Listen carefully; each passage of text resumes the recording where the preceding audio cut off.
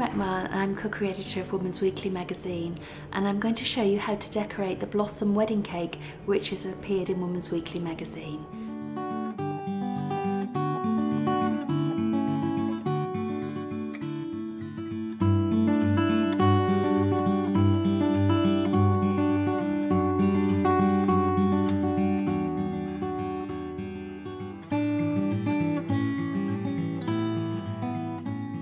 I've got the cake that I've stacked. This is only 2 tiers, but you can put a 3rd tier on top. And the first thing I need to do is to mark the sides of it. So I've made a template from a narrow strip of baking parchment, and I've marked a grid on it at 2 centimetre squares. So I'm going to wrap this around the cake, and to hold it in place, I'm going to use a pin. And I'm going to press it just into the icing and the marzipan. So once the template is around the cake, I'm then going to use a scribing tool, or you can use a pin, to mark holes at each of the points where the lines cross. So I do this all the way around the cake. So when you've gone all the way around the cake, you can take the template off and then use the same template to do the next tier. So now I've marked the sides of the cake, I'm going to pipe a snail's trail along the bottom of each cake, which will help disguise the join, and it also helps to seal the cakes together. So I filled the piping bag with some royal icing, and it's got a number 2 piping tube, which is a writing piping tube.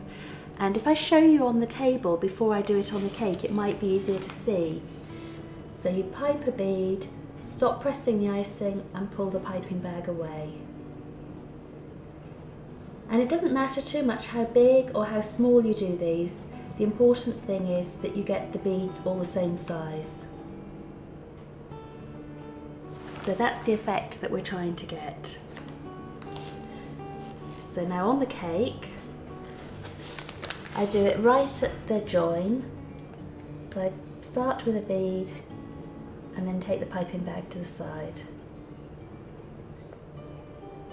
So I do this snail's trail design around the bottom of all of the tiers.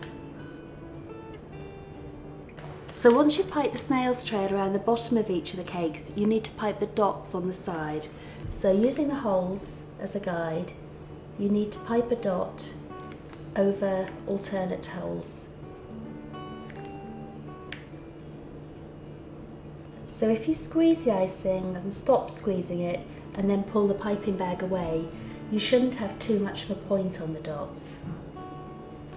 But if you do have a point on any of them, if you take a paintbrush and have it just very slightly damp, you can press any points down. And you then need to do this going all around the cake. So once you've piped the dots all around the cake, you need to let the icing dry. And then the next stage is to paint it with some metallic or pearl colour. So I'm using metallic snowflake powder, and I'm going to tip some of this onto a plate. And then what I use for mixing it with is rose water. And this is alcohol-based rose water rather than water-based, because it evaporates more quickly than painting with water or with anything that is water-based.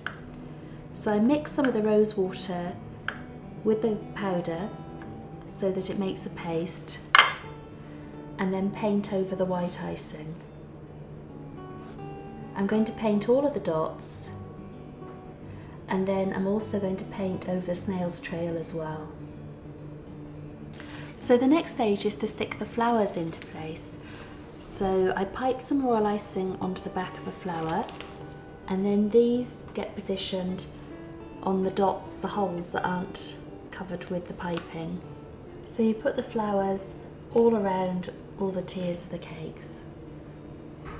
So I've pressed the posy pick into the centre of the cake, and now my top decoration, I'm going to press into the posy pick so the wires are contained in the posy pick, and press it down. Then if you need to, you can pull the wires to make sure that all the flowers are even. And I think it's nice to display it on a cake stand. I'm using a china pedestal, Make sure that if you do this you have a really firm pedestal that is nice and solid, because the cake is quite heavy. So I'm going to lift it up, and that's all ready to display now on the wedding table.